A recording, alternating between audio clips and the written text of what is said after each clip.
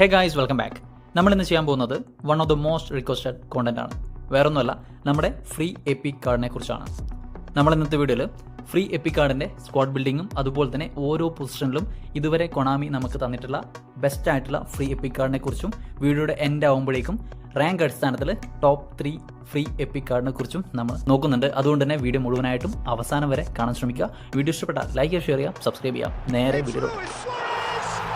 All the bad boys, people who are half ones. You are not as tough as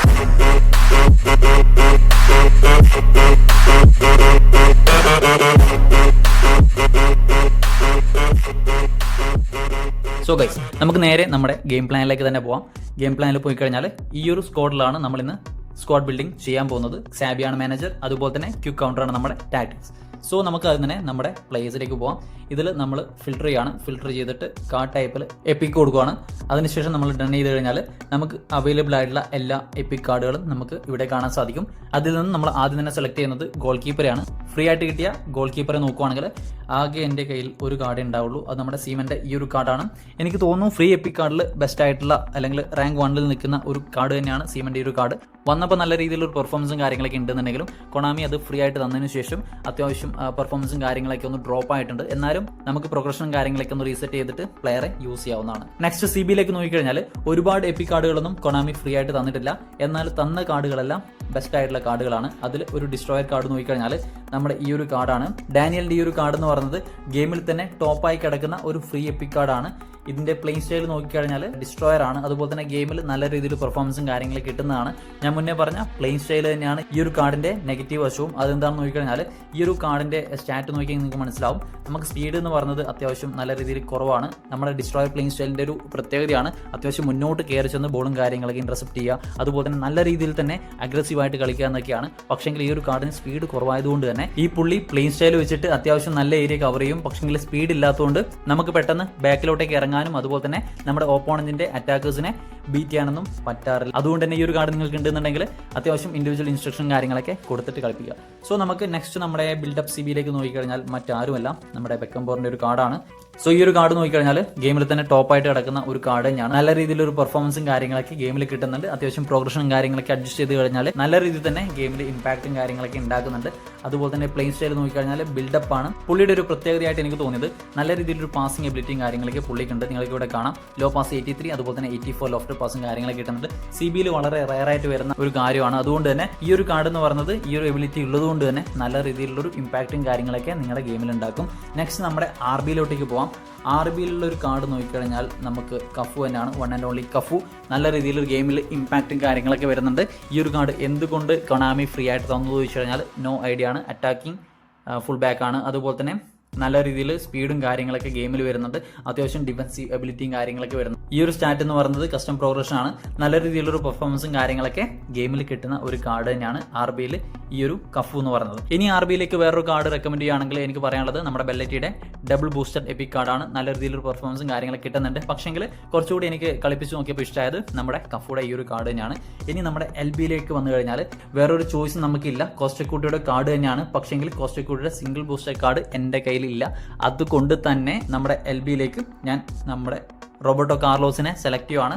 നമ്മുടെ LBയിലും RBയിലും അറ്റാക്കാണ്. നമ്മുടെ ഭൂരിഭാഗം എല്ലാവരുടെയും defensive full back ആയിട്ടുള്ള കോസ്റ്റക്കൂട്ടിയുടെ single booster card free ആയിട്ടുള്ള card എനിക്ക് ഇല്ലാത്തതുകൊണ്ടാണ് ഞാൻ ഫ്രീ കിട്ടിയതിൽ ബെറ്റർ ആയിട്ടുള്ള മറ്റൊരു കാർഡ് ഞാൻ ഇട്ടേക്കുന്നത്. നെക്സ്റ്റ് നമ്മുടെ CMFലേക്ക് പോയി കഴിഞ്ഞാൽ നമുക്ക് ഒരുപാട് ചോയ്സും കാര്യങ്ങളൊന്നും ഇല്ല. യെസ്, നമ്മുടെ ഡെയിലി ഗെയിമിൽ കിട്ടുന്ന ബെക്കാമിൻ്റെ ഈ ഒരു കാർഡ് എന്ന് പറയുന്നത് അത്യാവശ്യം നല്ല രീതിയിൽ പെർഫോമൻസും കാര്യങ്ങളൊക്കെ ഗെയിമിൽ കിട്ടുന്നുണ്ട്. സോ നമ്മുടെ ബെക്കാമിൻ്റെ ഈ ഒരു കാർഡാണ് നമ്മുടെ CMF ആയിട്ട് ഞാൻ റെക്കമെൻഡ് ചെയ്യുന്നത്. അത്യാവശ്യം നല്ല രീതിയിൽ പെർഫോമൻസും കാര്യങ്ങളൊക്കെ ലോഫ്റ്റഡ് പാസും കാര്യങ്ങളൊക്കെ ഗെയിമിൽ OP ആയിട്ട് തന്നെ കിടക്കുന്ന ഒരു പ്ലെയർ ആണ്. OP ആയിട്ട് കിടക്കുന്ന ഈ ഒരു എബിലിറ്റിയും കാര്യങ്ങളൊക്കെ ഗെയിമിൽ നിങ്ങൾക്ക് യൂസ് ചെയ്യാൻ സാധിച്ചു കഴിഞ്ഞാൽ എന്തുകൊണ്ടും വർത്ത് ആയിട്ടുള്ള ഒരു കാർഡ് തന്നെയാണ് ബെക്കാമിന്റെ ഈ ഒരു കാർഡ്. ഇനി CMFയിലേക്ക് റെക്കമെൻഡ് ചെയ്യാൻ പറ്റിയ വേറൊരു കാർഡ് നോക്കുവാണെങ്കിൽ ഈയിടെ വന്ന നമ്മുടെ ഫ്ലെച്ചറിന്റെ കാർഡ് എന്ന് പറയുന്നത് അന്യായ പെർഫോമൻസും കാര്യങ്ങളൊക്കെ ഗെയിമിൽ കിട്ടുന്ന ഒരു കാർഡ് തന്നെയാണ്. ഡിസ്ട്രോയർ പ്ലേയിങ് സ്റ്റൈലും കാര്യങ്ങളൊക്കെയാണ്. അന്യായ പെർഫോമൻസ് ആണ് ഗൈസ്. നിങ്ങളുടെ കയ്യിൽ ഉണ്ടെന്നുണ്ടെങ്കിൽ നിങ്ങൾ കളിപ്പിച്ച് നോക്കുക. നിങ്ങൾക്ക് ആ ഒരു കാർഡ് സൂട്ട് ആവുന്നില്ല എന്നുണ്ടെങ്കിൽ അത്യാവശ്യം പ്ലെയർ പ്രോഗ്രഷൻ കാര്യങ്ങളൊക്കെ അഡ്ജസ്റ്റ് ചെയ്ത് യൂസ് ചെയ്ത് നോക്കുക. നല്ല രീതിയിലൊരു പെർഫോമൻസും കാര്യങ്ങളൊക്കെ ഗെയിമിൽ തരുന്ന ഒരു കാർഡ് തന്നെയാണ്. ഇനി ഇനി നമുക്ക് DMFലേക്ക് ഒരു ആങ്കർമാനാണ് വേണ്ടത്. പക്ഷേങ്കിൽ കൊണാമി ഇതുവരെ ഒരു ആങ്കർമാനെ ഫ്രീ ആയിട്ട് തന്നിട്ടില്ല എന്നാണ് എൻ്റെ ഒരു ധാരണ. സോ ഞാനിവിടെ കൊടുക്കാൻ പോകുന്നത് നമ്മുടെ ഗാർഡിയോളയുടെ ഈ ഒരു കാർഡാണ്. ഇത് ഫ്രീ ആണെന്ന് ചോദിച്ചു കഴിഞ്ഞാൽ നമ്മുടെ കോയിൻ പർച്ചേസും കാര്യങ്ങളൊക്കെ ചെയ്യുമ്പോൾ കിട്ടുന്ന ഒരു കാർഡ് തന്നെയാണ്. പക്ഷേങ്കിൽ ഫ്രീ ആയിട്ട് തന്നെ നമുക്ക് കൂട്ടാം. കാരണം ഒരു എപ്പിക്കും കാര്യങ്ങളൊക്കെ ഈ ഒരു രീതിയിൽ ഇത്രയും ചെറിയ എമൗണ്ടിന് കിട്ടുക എന്ന് പറഞ്ഞാൽ അത് ഫ്രീക്ക് തുല്യം തന്നെയാണ്. സോ നമ്മുടെ DMFൽ ഗാർഡിയോളയാണ്. ഇനി വേറൊരു കാർഡ് DMFലേക്ക് സജസ്റ്റ് ചെയ്യാൻ ചോദിച്ചു കഴിഞ്ഞാൽ നമ്മുടെ എഡ്ഗർ ഡേവിസിന്റെ ഈ ഒരു കാർഡാണ്. അത്യാവശ്യം നല്ല രീതിയിൽ OP ആയിട്ട് കിടക്കുന്ന ഒരു എബിലിറ്റിയും കാര്യങ്ങളൊക്കെ വരുന്ന, അല്ലെങ്കിൽ ഗെയിമിൽ നല്ല രീതിയിൽ തന്നെ ഡിഫൻസീവ് എബിലിറ്റിയും കാര്യങ്ങളൊക്കെ ഗെയിമിൽ നിറഞ്ഞു കളിക്കുന്ന ഒരു പ്ലെയർ തന്നെയാണ്. നിങ്ങളുടെ കയ്യിലുണ്ടെന്നുണ്ടെങ്കിൽ അതിന്റെ റിവ്യൂവും കാര്യങ്ങളൊക്കെ നിങ്ങൾ കമന്റ് ചെയ്യാം. ഇനി നമുക്ക് വേണ്ടത് ഒരു AMF ആണ്. AMFനെ ഞാൻ നോക്കിക്കഴിഞ്ഞാൽ ഒരു ഡൗട്ടും ഇല്ലാതെ നമുക്ക് കൊടുക്കാം നമ്മുടെ സ്നൈഡറിന്റെ ഈ ഒരു കാർഡ്. AMFലോട്ട് എനിക്ക് ഈ ഒരു കാർഡല്ലാതെ മറ്റൊരു കാർഡും ഇല്ല. അത്യാവശ്യം നല്ല രീതിയിലുള്ള പെർഫോമൻസും കാര്യങ്ങളൊക്കെ ഗെയിമിൽ കിട്ടുന്നുണ്ട്. ക്രിയേറ്റീവ് പ്ലേ മേക്കറാണ്. ഗെയിമിൽ അന്യായ പെർഫോമൻസും കാര്യങ്ങളൊക്കെ കിട്ടുന്നുണ്ടെന്ന് പറഞ്ഞാൽ ഈ ഒരു സ്റ്റാറ്റ് തന്നെ കണ്ടാൽ നിങ്ങൾക്ക് മനസ്സിലാവും. അത്യാവശ്യം നല്ല രീതിയിൽ ഡ്രിബിളിങ്ങും ബോൾ കൺട്രോളും കാര്യങ്ങളൊക്കെ കിട്ടുന്നുണ്ട്. ടൈറ്റ് പൊസിഷൻ 100 പോകുന്നുണ്ട്. കേൾ 98, അതുപോലെ തന്നെ കിക്കിംഗ് പവറും കാര്യങ്ങളൊക്കെ വരുന്ന അടിപൊളി കാർഡാണ്. ഈ ഒരു കാർഡ് നിങ്ങൾക്ക് ഉണ്ടെന്നുണ്ടെങ്കിൽ ഈ ഒരു കാർഡിന്റെ പൊട്ടൻഷ്യലും കാര്യങ്ങളൊക്കെ മാക്സിമം നിങ്ങൾ യൂസ് ചെയ്യുക. അത്യാവശ്യം നല്ല രീതിയിൽ തന്നെ വേർത്ത് ആയിട്ടുള്ള ഒരു കാർഡാണ്. കൊണാമി ഒരു കാരണവശാലും ഫ്രീ ആയിട്ട് കൊടുക്കാൻ പാടില്ലാത്തൊരു കാർഡ് തന്നെയാണ്. കാരണം അത്രയും പവറും കാര്യങ്ങളൊക്കെ ഈ ഒരു കാർഡിനുണ്ട്. എന്തുകൊണ്ടും കൊണാമിയുടെ പ്രീമിയം കാർഡിൽ പെട്ടേക്കുന്ന ഒരു കാർഡ് തന്നെയാണ് ഈ ഒരു സ്നൈഡറിന്റെ കാർഡ് എന്ന് പറയുന്നത്. സോ നമുക്ക് നേരെ വിങ്ങിലോട്ടേക്ക് പോകാം. വിങ്ങിലോട്ടേക്ക് ഒരു കാർഡ് സെലക്ട് ചെയ്യാൻ പറഞ്ഞു കഴിഞ്ഞാൽ എൻ്റെ ഇപ്പോൾ ഈ ഒരു കാർഡ് ഞാനുള്ളത് ഗെയിമിൽ ടോപ്പായിട്ട് കിടക്കുന്ന ഒരു കാർഡ് ഞാൻ. നമ്മുടെ ലുംബർഗിന്റെ ഈ ഒരു കാർഡ് എന്ന് പറയുന്നത് റോമിംഗ് ഫ്ലാങ്ക് ആണ്. അത്യാവശ്യം കട്ട് ചെയ്തിട്ട് സ്കോർ ചെയ്യാനുള്ള ഒരു ടെൻഡൻസിയും കാര്യങ്ങളൊക്കെ കാണിക്കുന്നുണ്ട്. എനിക്ക് കളിപ്പിച്ച് നോക്കിയപ്പോൾ ആകെ ഒരു പ്രശ്നമായിട്ട് തോന്നിയത് പുള്ളി റൈറ്റ് ഫുട്ട് ആണ്. അതുകൊണ്ട് തന്നെ പുള്ളി റൈറ്റ് ഫുട്ട് കൊണ്ട് മാത്രമേ ടോട്ടും കാര്യങ്ങളൊക്കെ എടുക്കുന്നുള്ളൂ. കാരണം ഇവിടെ വീക്ക് ഫുട്ട് യൂസേജ് നോക്കിക്കഴിഞ്ഞാൽ റയർലി ആണ്. അത്യാവശ്യം നല്ല രീതിയിലുള്ള ചാൻസും കാര്യങ്ങളൊക്കെ വന്നാലും പുള്ളി റൈറ്റ് ഫുട്ട് മാത്രം യൂസ് ചെയ്തിട്ട് കിക്ക് ചെയ്യാൻ നോക്കുന്നതുകൊണ്ട് തന്നെ അപ്പോഴേക്കും ഓപ്പൺ ഡിഫൻസും കാര്യങ്ങളൊക്കെ ഇന്റർസെപ്റ്റ് ചെയ്യുന്നുണ്ട്. സോ അതാണ് എനിക്ക് ആകെ ഒരു നെഗറ്റീവായിട്ട് പറയാനുള്ളത്. പിന്നെ നമുക്ക് ലെഫ്റ്റിലേക്ക് പോയി കഴിഞ്ഞാൽ ലെഫ്റ്റിലേക്ക് എനിക്ക് വേറൊരു ചോയ്സ് ഉണ്ടോ എന്ന് ചോദിച്ചു കഴിഞ്ഞാൽ ഇല്ല. നമ്മുടെ ഈ ഒരു കാർഡ് വാൻഡർവാർട്ടിന്റെ ഒരു കാർഡാണ്. അന്യായ കിക്കിംഗ് പവറും കാര്യങ്ങളൊക്കെ വരുന്ന ഒരു കാർഡ് തന്നെയാണ്. നിങ്ങൾ ഈ ഒരു കാർഡ് ഉണ്ടെന്നുണ്ടെങ്കിൽ നിങ്ങൾക്കിത് എല്ലാവർക്കും കളിപ്പിക്കാൻ പറ്റിയെന്ന് വരില്ല. കാരണം ഈ ഒരു കാർഡിന്റെ പ്ലേയിങ് സ്റ്റൈൽ ക്രിയേറ്റീവ് പ്ലേ മേക്കറാണ്. വിങ്ങിൽ ക്രിയേറ്റീവ് പ്ലേ മേക്കറെ എങ്ങനെ കളിപ്പിക്കണം എന്നുള്ള കാര്യങ്ങളൊക്കെ കൃത്യമായിട്ടൊരു ഐഡിയയും കാര്യങ്ങളൊക്കെ നിങ്ങൾക്ക് കിട്ടിക്കഴിഞ്ഞാൽ നല്ല രീതിയിൽ തന്നെ ഗെയിമിൽ യൂസ് ചെയ്യാൻ പറ്റുന്ന ഒരു കാർഡ് തന്നെയാണ് വാൻഡർവാർട്ടിന്റെ ഈ ഒരു കാർഡ് എന്ന് പറയുന്നത്. ഇനി നമുക്ക് നേരെ CFലോട്ടേക്ക് പോകാം. എനിക്ക് ഒരുപാട് കാർഡുകളൊന്നുമില്ല. നമ്മുടെ ഈ ഒരു കാർഡ് ഉണ്ട്, സഫീസ് അലിയുടെ ഈ ഒരു കാർഡ്. അതുപോലെ തന്നെ നമുക്കിപ്പോൾ ഒരു കാർഡ് നോക്കുവാണെങ്കിൽ നമ്മുടെ ഈ ഒരു കാർഡ് തന്നെയാണ് നമ്മുടെ മാൻചെസ്റ്ററുടെ ഈ ഒരു കാർഡ് എന്ന് പറയുന്നത്.